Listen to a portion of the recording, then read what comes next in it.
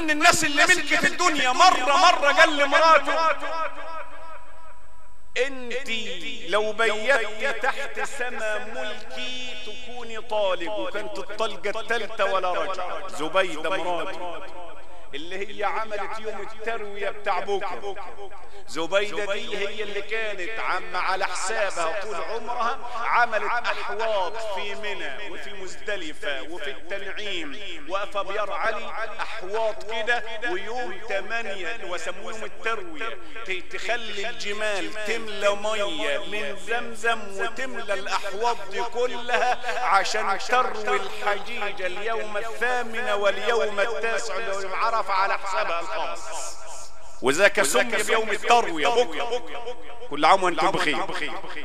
فجابوا العلماء قال له اولا ملكك عشان حد يفلت من تحتيه عايزين حصان يجري شهر. كان يقول اين ثمن العزة؟ يقول للسحابة امطري حيث تمطري فسوف يأتيني خراجي.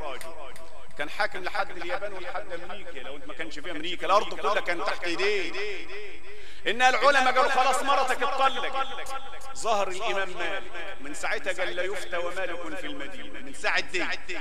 فالامام مالك قال له قلت ايه؟ قال له قلت لمراتي تكوني طالق ومحرم عليا لو بيتي تحت سما ملكي، وعشان تفلت من حكمي من البلد اللي انا حاكمه عايزين شهر مشي يبقى الليله خلصت.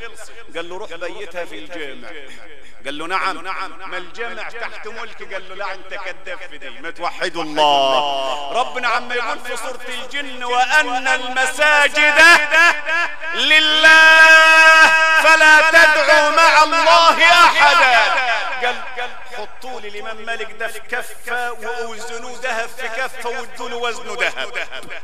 كلكم علماء مش فاهمين القرآن. الإمام مالك الجلابية بتاعته ربط الإكمام واتملت ذهب وهو ماشي راح خارمها. عقبال ما وصل للبيت الذهب كان عم يخر.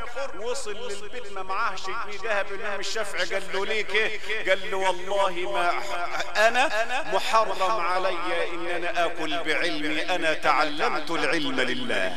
وحدوا الله. ولذلك قال لا يفتى.